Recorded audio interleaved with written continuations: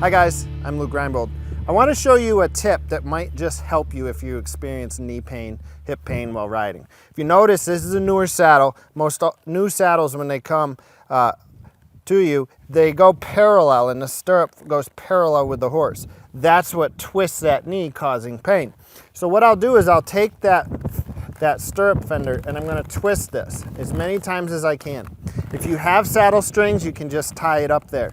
If not, do the same thing to both sides. Slide a stick through to hold them in place. Leave it on the saddle rack that way for a couple weeks. What you'll find is, what it'll do is you'll see it'll start rolling that stirrup out in the easy way that your foot will just slide into it and it's not pulling against it, okay? That's a tack tip for you. I'm Luke Reinbold. See you down the trail.